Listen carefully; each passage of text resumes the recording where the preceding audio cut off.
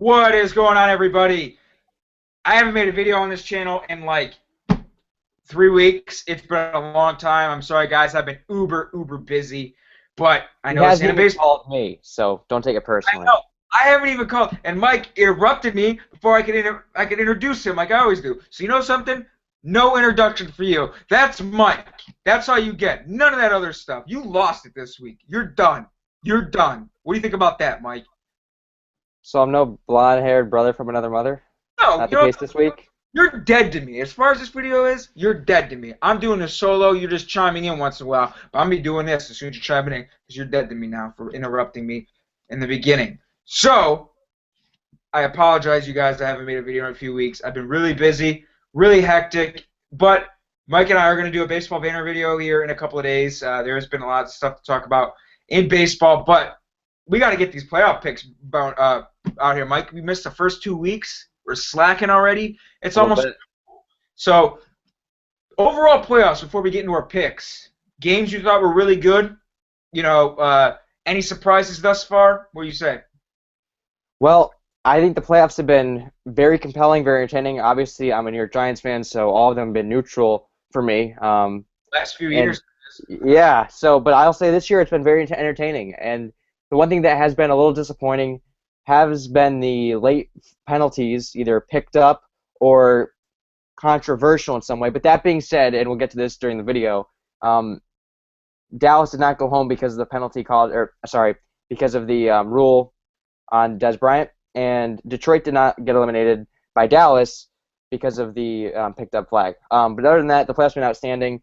I know we didn't make picks on this website, so you don't take my word for it, but I did tell my brother the other day that the four teams going into this upcoming week would have been New England, Indianapolis, Green Bay, and Seattle. So I've been okay on that front. But yeah, I'm looking forward to the next couple of games. That being said, I think it's going to be pretty clear cut who's going to the Super Bowl this year. This was my favorite meme so far from the playoffs. This was after the Cowboys Packers game. So fucking good. But Lions fans, you whiny little bitches. You know what kills me about Lions fans? And this is why people go, "You live in Michigan. How could you not like the Lions?" and all sort of stuff. You did not lose solely on that one pass interference call. First off, there was over 7 minutes still left in that game. Secondly, you scored 3 points in the last 53 minutes. Yep. Fourthly, it was a 4th and 1, and you Yep. punted ways afterwards, and the punt went 20 fucking yards. Don't blame the goddamn referees. Blame your shitty fucking offense. Blame Jim Caldwell for not going on a 4th and 1. Blame the Lions defense for letting the Cowboys convert a 4th and 1 and a 4th and 6 in the last 10 minutes of that ball game. That is why you lost that game, not because of one single pass interference call. Cowboys fans, another thing. How does it feel? You sit there and you're going to go last week, the refs got the right call, it wasn't a pass interference, which I don't know what you thought. I thought it was pass interference. It was pass interference. Yeah, it It was. was.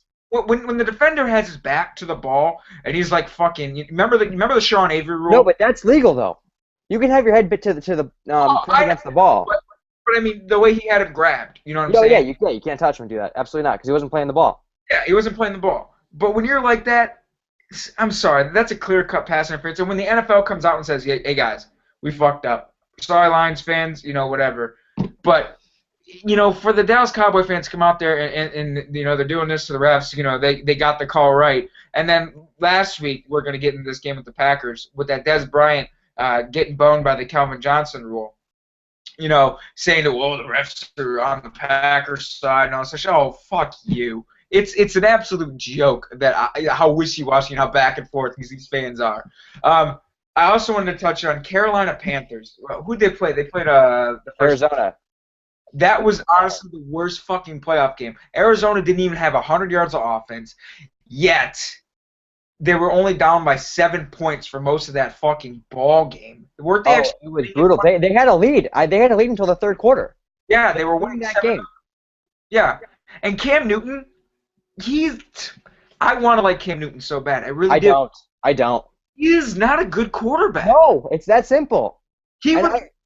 Go ahead. I'm sorry. Go ahead. And I understand with Cam Newton's lack of offensive line protection and not a very good wide receiving core this year. I know Benjamin was very solid, but again, that's not an ideal wide receiver. I know he's a tight end, but he's good. He's okay. He's pretty good. But again, I wouldn't say that's a superstar wide receiving core. I think it's an average to decent kind of wide receiving core. And again, his protection's been bad. But this is not. I mean, this is a number one pick we're talking about a couple years ago. Has he lived up to it so far?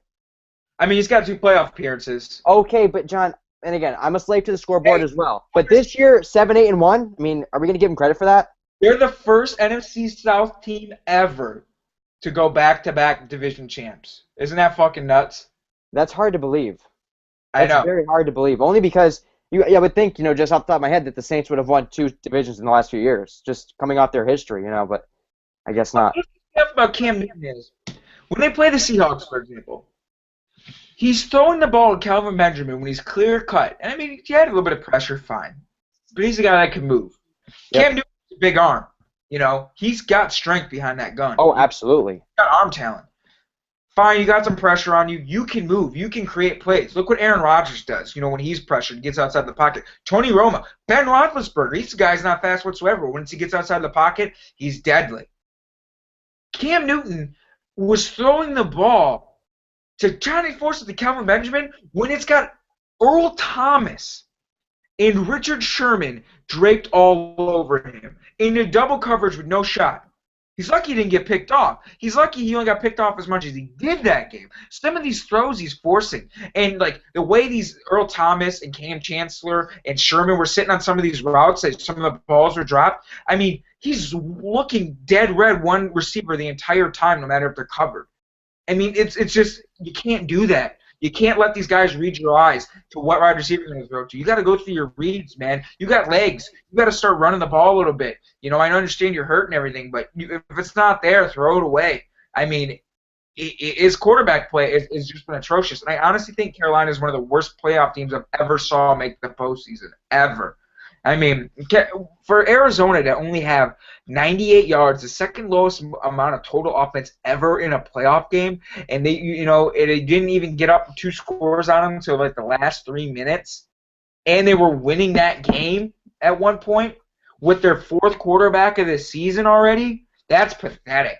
That is pathetic. Carolina needs to go through. They need to get another wide receiver, and they need to get some more O-line help on that thing.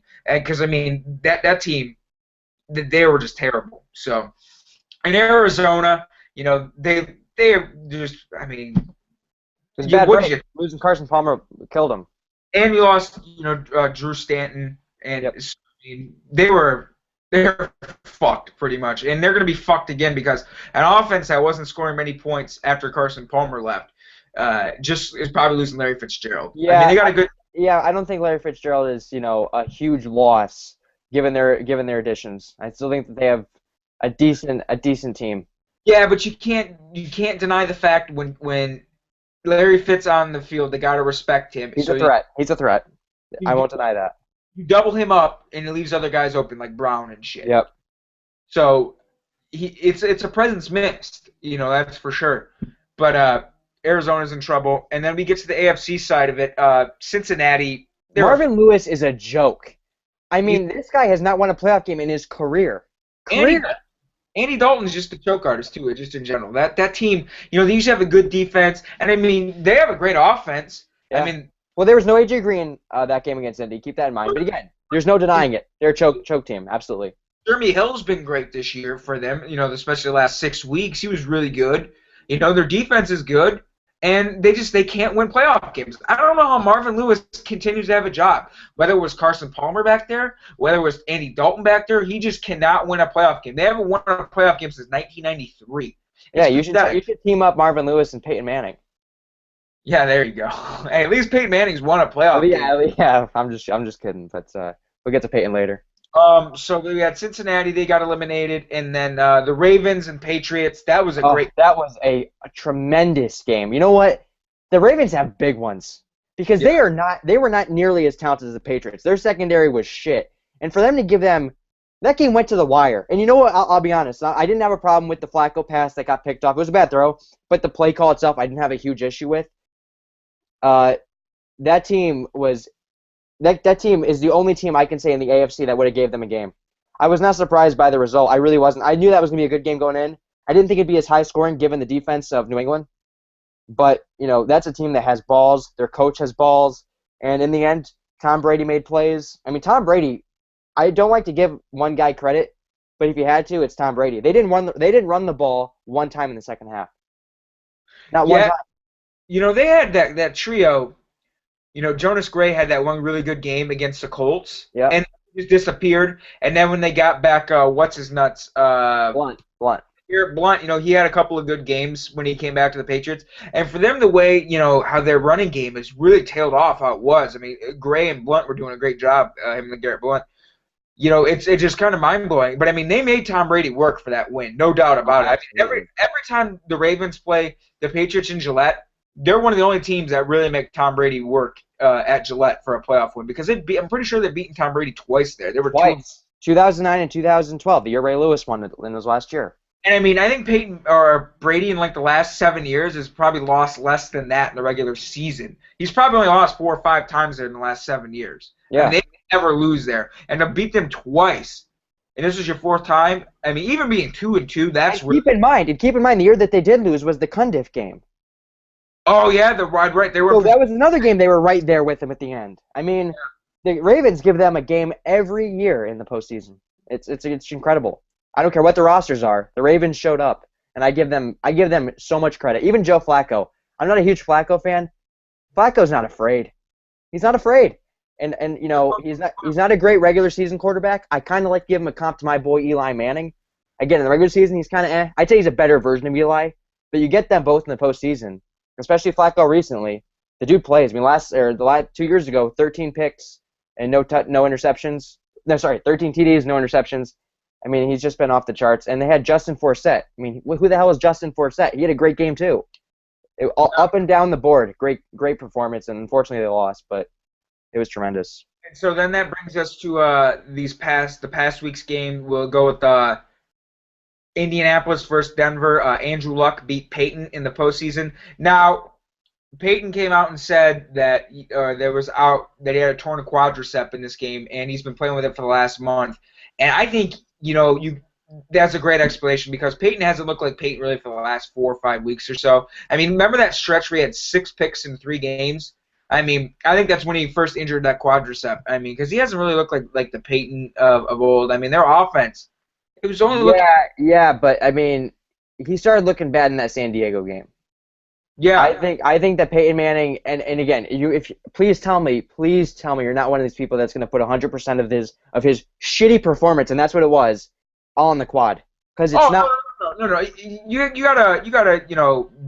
You gotta give Peyton some blame on there. I mean, he wasn't nearly as sharp as he should have been. Did you see some of those throws he made? Yeah, they were terrible. No velocity. First of all, the AFC champion or the AFC divisional game was a joke. I mean, he was overthrowing guys by 10 feet. He couldn't throw the ball more than 15 yards down the field. And also, in the regular season, he threw so many ducks. In that last game of this, 2 games before the season ended, the Monday night game against, I forget where they were. Maybe it was Pittsburgh or it was in Cincinnati. Some of those decisions, I mean, that's just not what you're capable of seeing from Peyton Manning. So, again, the quad was one thing, and it's torn. So, again, I give him credit for playing, and I give him credit, unlike Aaron Rodgers, for waiting till after the game to let that be known. But, again, Same old Peyton Manning. It's same old Peyton Manning, and, again, I think he'll come back because he'll get a job. He'll get a lot of dollars. I know the Broncos have him under 1 year more of a contract, but it was not entirely surprising to see him go out that way. Rodgers left mid-game the game he got hurt with the calf, and he had a strain, and he had a listen to this. He had a strain, and they carted him off the fucking field. Are you shitting me or what? What are they carting him off the field for a strain? What are they gonna do?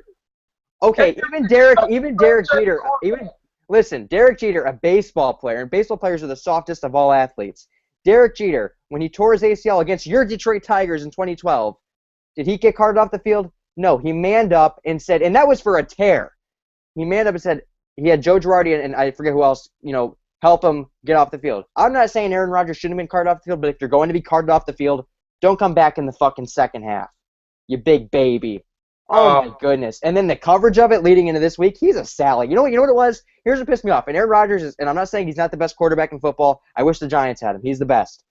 But the coverage going into that last game that he had, I think he and the Packers set themselves up for an excuse if they lost. And you even heard it in the broadcast booth. Every time Rodgers made a shitty throw, which he didn't have a good first half, he had an outstanding second half. But his first half was completely backed up by every bad throw. Well, I mean, he's not a bad calf, and what do you expect? So it's kind of like Rodgers, when he had success, he could do no wrong. You know, when he made good throws, it was, it's Aaron Rodgers being Aaron Rodgers, even with the calf. And when he had a bad throw, well, you can't blame him. It's a bad calf. I mean, and I like Joe Buck, and I like what's-his-face, Aikman, but that was painful to listen to, and the coverage was painful. And Aaron Rodgers, I think, is becoming a little bit of a prima donna. But again, still the best quarterback in football. There's no denying that. Whatever. You can think what the fuck you want. Yeah, what's your rebuttal to that? How am I not being right? It's fair. It's a fair argument. It's a fair argument. That's all I'm saying. Honestly, the trainer's the fucking one that decides anyways if he needs to get carted off the field or not. Oh, please, John. You know, if you're a man like Aaron Rodgers, if Derek Jeter said it, I mean, and again, we're talking about Derek Jeter. How about Cutler in the NFC Championship game back in 2010, where, fine, he walks up the field, but he doesn't even come back at all with his team still having a chance to win it, to go to the Super Bowl, and he just sits out on the side. Well, I think you're doing an indictment comparing Aaron Rodgers to Jay Cutler. I think Jay Cutler shouldn't be mentioned in the same breath. At least he came back, and Rodgers, he played a hurt and shit. I mean, what do you expect the media to do? You know, they need to write stories. Don't announce it because you know what? I don't think. Then okay. Well, what's his face on ESPN? Schefter knew that Peyton Manning got hurt in December 14th. Why wasn't it announced until after they lost? You don't see that with a lot of teams. It was announced even during the game when he came back in the second half that he had a calf problem, and the Packers announced it themselves the day after the MRI. What was wrong with it?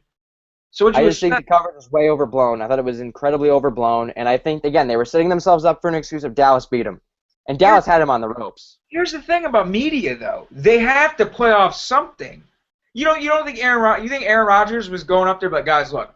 Every time I make a good throw, or every time I make a shitty throw, I need you to make excuses for me. No, that's not on Aaron Rodgers. That's not on Aaron Rodgers. That's the media. If you want to sit there and bitch about the media, making it seem like more than it already is, fucking go ahead. I agree with you. I remember when Brett Favre was playing with broken fingers and shit. You know? They always, he's the Iron Man. He's never missed a start. He's played through broken fingers. He's played with concussions and blah, blah, blah. And it's like, remember when Teddy Bruschi came back from...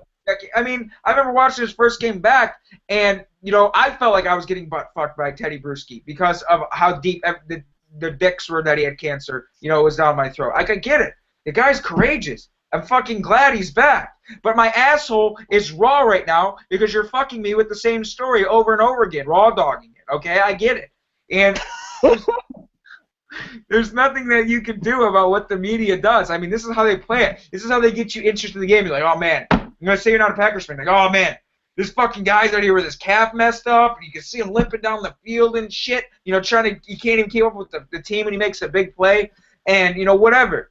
But, I mean, you can only control so much what the media is going to say. Now, I have no problem with it. Fine, there's a bit bias there. He's my quarterback. He's my teammate. You can see I got this poster up there. But I can see your point of a person, like, get the fuck out of it. He's playing hurt. Guys do it every week. It's Aaron Rodgers. Yeah, we're talking about the league MVP. Second time, by the way. So it's 2 MVPs, 3 in total because you got the Super Bowl one and you got a nice ring on the finger. So he's got a nice little resume going there. But, but I can see your point of it, and I'm not going to chastise you for having that opinion, an outside opinion, someone that's not a Packers fan. Fine. And my feelings on Troy Aikman and Joe Buck. I think they're the two most dumb fucks in the face of this earth. Troy Aikman is retarded. He's taken too many concussions. He's the only person I've ever saw. Him and Chris Collinsworth should have a contest of laughing at stupid football shit.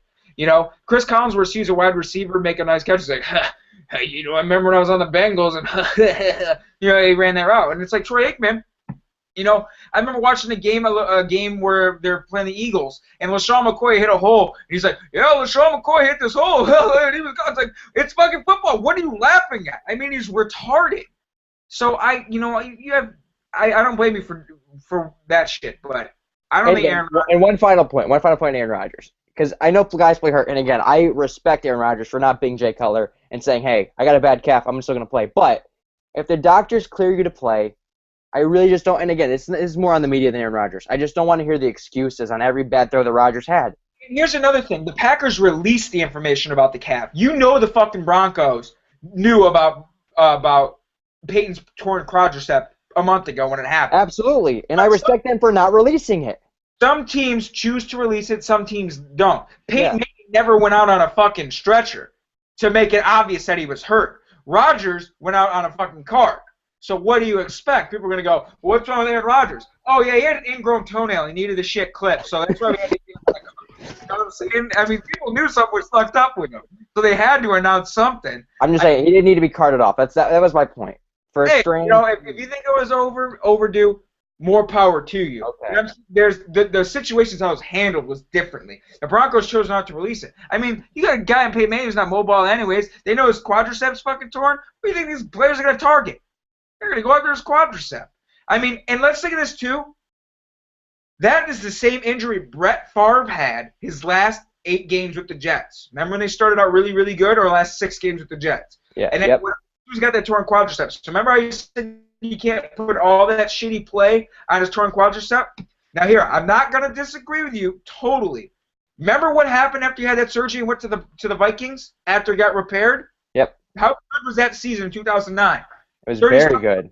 He threw the least amount of picks in his career. So I think you got to give that torn quadricep a little bit more credit for his shitty play than it's worth. Now, don't get me wrong.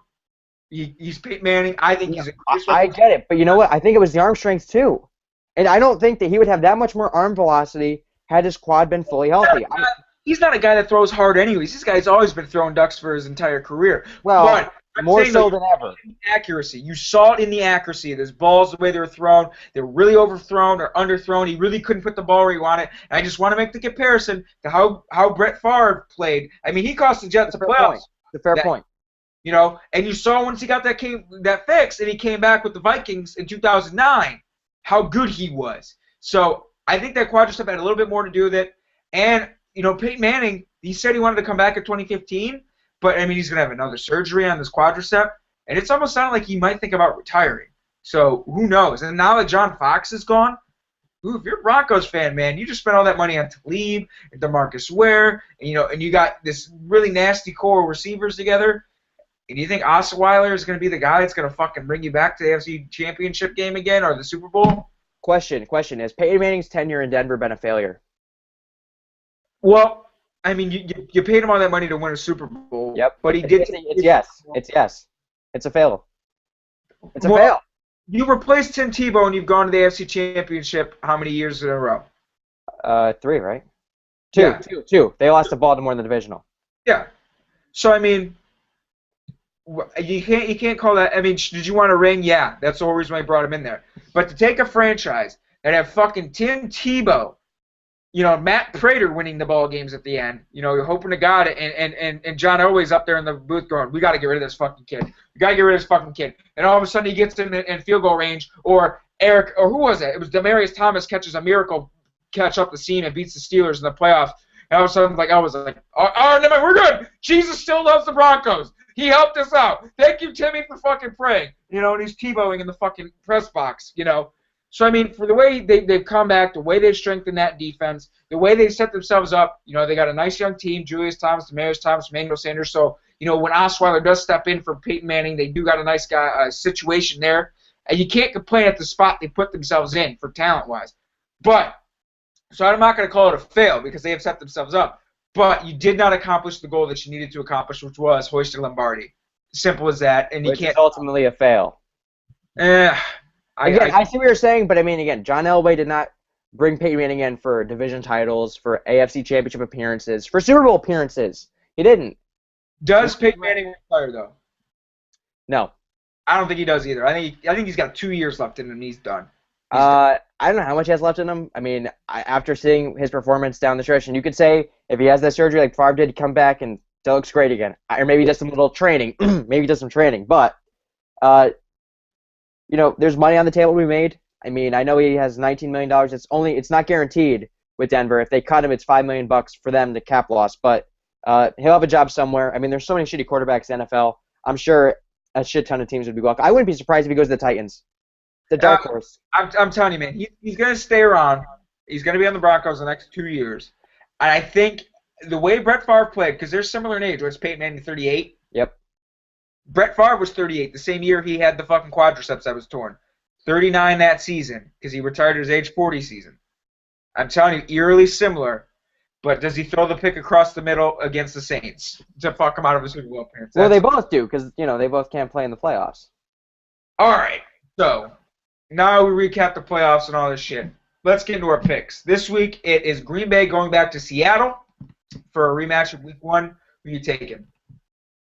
Well, whether Aaron Rodgers actually decides to target Richard Sherman this year, or this game or not, the Seahawks are going to win the game. I think it's going to be an ugly, ugly game for Green Bay. And again, I think Aaron Rodgers' calf is going to have a lot to do with it. I'd be stunned if they win. I know that they have Randall Cobb. Eddie Lacy didn't look too bad. Jordan Nelson didn't have a great game against Dallas, but still a very good offense. Mike McCarthy's got a good offensive game plan usually. But I think Seattle's the hot team.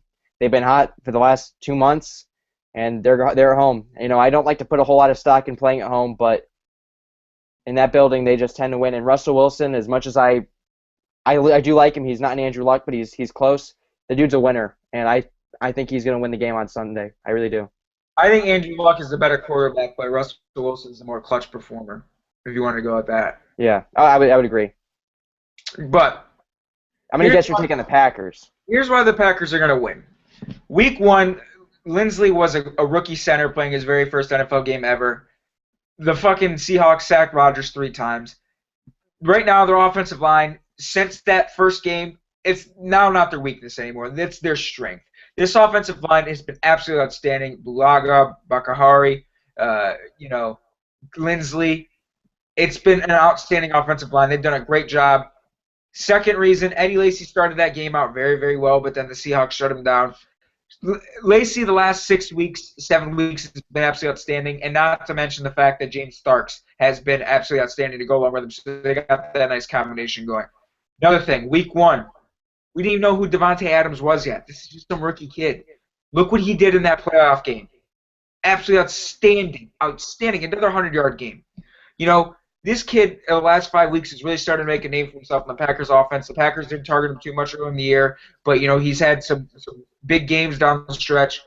So now you got a better offensive line that's really gelled. You got 2 good running backs. You got Devontae Adams, and with Randall Cobb and Jordy Nelson, 3 guys that are playing absolutely outstanding, all 3 together. Unlike Week 1 where Lacy got shut down, offensive line wasn't that good.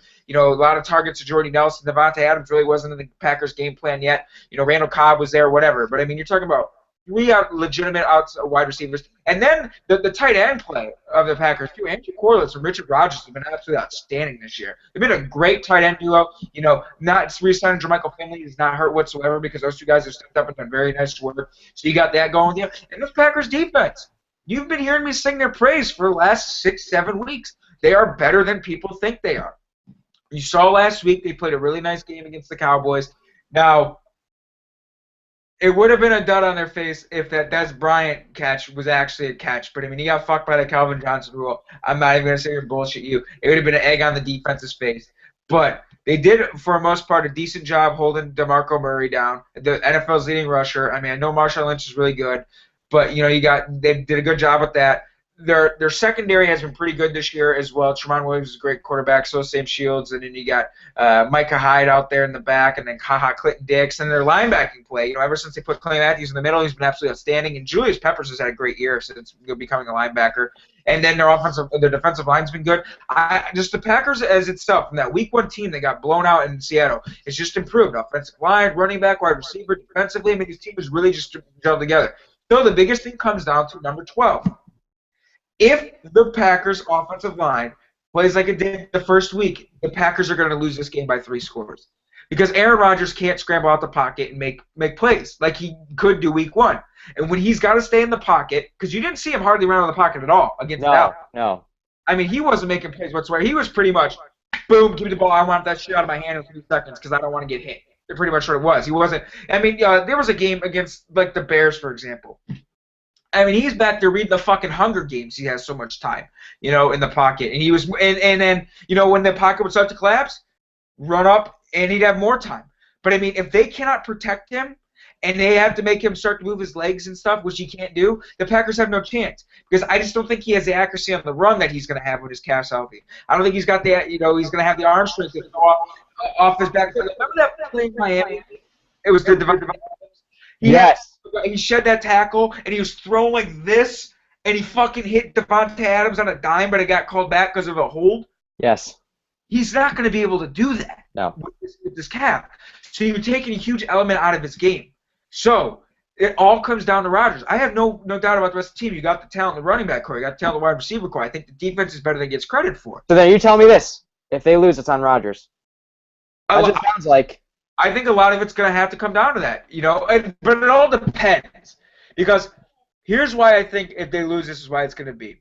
Because Russell Wilson, running quarterbacks, usually fuck the Packers over, a la Colin Kaepernick. He butt-fucked the Packers the last 2 years because he's a running quarterback. And running quarterbacks usually screw the Packers over. And Russell Wilson, that first game they played him, he ran all over the Packers. He really did. So if they can't contain Russell Wilson, they can't hold Marshawn Lynch. Russell Wilson, he's a crafty motherfucker. I'll give him that. He is great at making plays out of nothing with his legs. But if they can't contain him and they can't hold Marshawn Lynch down, because they don't throw the ball that much. No. Their receivers suck. The receivers are terrible.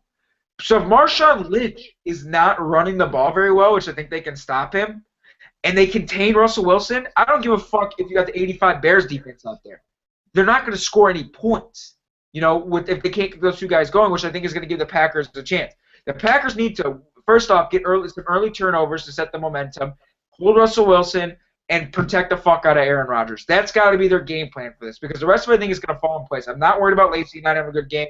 I'm not worried about Starks not being a good complimentary back. Like I said, I really love how they've worked Devontae Adams into this offense now. I really like what Cobb and Nelson have done. And I love the offensive line play. Like I said about the defense for a million times, I think it's better than it gets credit for. But if Rodgers has to move, and they're consistently getting hits on him, where he's not going to be able to run like he is, they are fucked. They are fucked because he's not going to have the accuracy on the run. He's not going to have the throwing arm that he has on the run right now because of the calf. And then if Russell Wilson's running all over, we're fucked. They're going to lose. So, but I think they can win this game. I really do. Dallas had that game plan. They had a couple of big picks in that game when they played Seattle. They had a pick 6 in that game early, set the tone. They stopped DeMarco Murray, or they stopped Marshawn Lynch, and they did a good job of containing Russell Wilson. That is the formula. When St. Louis beat the Seahawks, stopped Marshawn Lynch and sacked Russell Wilson like 6 times. That's how you beat the Seahawks. Yeah, their defense is good, but you can beat this team 3-0 if you do that. That's the formula to beating the Seahawks. So I'm going to take the Packers. Well, I usually don't give a shit about the scoring, but what do you think the final score will be for this game? I'm going to say 17-14. It's going to be a close. And just quickly before we get to the Patriots game, there is one caveat to other quarterback types that beat the Green Bay Packers. I know you said the running quarterbacks tend to beat the Packers, but also Eli Manning, a pocket passer, can beat the Packers quite often. Actually, another nugget for you. With Aaron Rodgers' win on Sunday, he actually now ties Eli Manning and wins at Lambeau Field in the playoffs. So maybe a round of applause for Aaron. Whatever. Okay, so quarterbacks with autism, they have a hard time. Fucking A. All right. So obviously I'm taking the Patriots. They're a Gillette. And Tom Brady, he's going to another Super Bowl. That's all there is. So done deal. It's over with. Done deal. The Colts aren't going to beat the Patriots. Last time the Colts played the Patriots, it was at Lucas Oil, and Jonas Gray was like, I'm going to come out of nowhere, and I'm just going to be a beast for a game, and then that's it. So if there's anything to study for the Colts to win, to give them a game, they have to literally watch the game last Saturday that the Ravens gave New England and have that same formula. I think they got to come out throwing the ball. They got to throw the ball. They don't have that kind of running back. They don't got a Justin Forsett. I know they don't. I know Boom Herron isn't that guy. They don't have the pieces. They're not the Baltimore Ravens, but they need to come out throwing the ball. I know that their offensive coordinator likes to set up the run to set up the pass.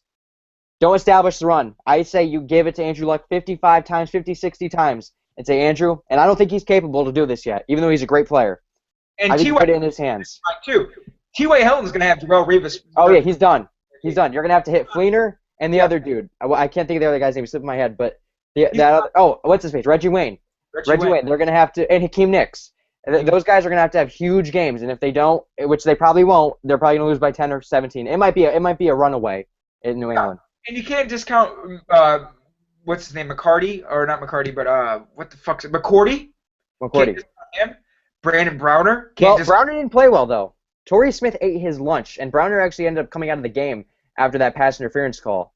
Most of this season, Browner has been fucking. Oh, absolutely.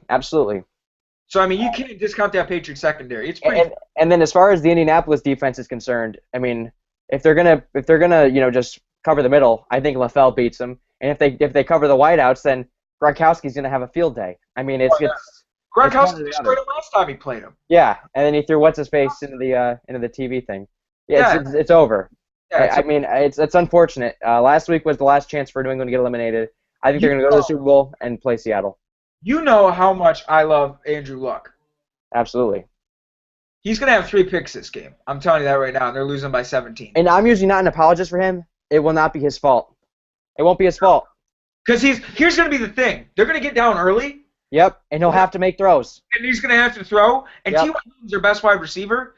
And he's going to see 24 out there. He's like, fuck, but we got to get yards. We're down. That's what he's going to say. They're going to throw picks. And that's what's going to happen. Absolutely. So I think that's why. It won't be on him. Yeah, you're right. That's exactly what's going to happen. He'll make mistakes, not because he didn't see stuff, but because he's going to know in the back of his head, we're losing, we need to take chances, can I fit it in this hole? It's intercepted. I mean, that's what's going to happen, and it's unfortunate, but that's the way it is. Yeah, I've had that problem trying to fit shit in holes, you know. I think we all have.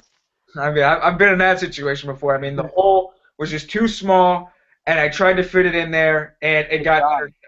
So that's all I could say. So that's our picks. You're calling a Patriots-Seahawks Super Bowl. Who would you take then if you were doing that? Seattle. Seattle? I think, yeah. I mean, I think I was looking at Tom Brady's numbers. You can't go back until I think 2004 that Tom Brady has had consecutive playoff games that have been successful, that he's played well in. And again, he had a good game. He had a great game against Baltimore. So I think, does the history hold true that he'll have a great game in Indianapolis? I think it does. I think he's actually I think he'll reverse history and play well for two straight games. I don't see 3 straight. And I think Seattle's defense is more than good enough to stop the Patriots offense. And the way the Patriots defense looked against Baltimore, Russell Wilson going for a second ring, the dude's a winner. I think it'll be a tight one, but I got to give the edge to the Seahawks. I do. I respect defense. Well, I'm going Patriots, Packers, Super Bowl, obviously. But if it's that, New England wins. I don't know. Packers did beat the Patriots once already this year. They did. If Aaron Rodgers was healthy, absolutely, I'd give them the edge, the slight edge. But a banged up Rodgers, it's too hard. And Tom Brady, So let's go like this. Next week we'll be back here, discuss Super Bowl, make our picks, talk about the games that happen, and that'll be it. So I'm calling Packers Patriots Super Bowl. You're calling Patriots Seahawks Super Bowl. Yes. Both got the Patriots destroying the Colts because it's just. Andrew Luck, man, I love you, bro. But your pick prone is shit. You're gonna be playing in Gillette. That secondary is nasty. So, and Green Bay, protect number 12. Keep that guy upright. We'll be all right. So, all right, Mikey boy, thanks for being on here. Sorry for the length of this video, guys. I know it's been really, really long, but we had a lot to talk about. Hope you guys enjoyed this, and we'll be back to talk some baseball. There you go. Got the Tigers here going today in a couple of days. So have a good one, guys.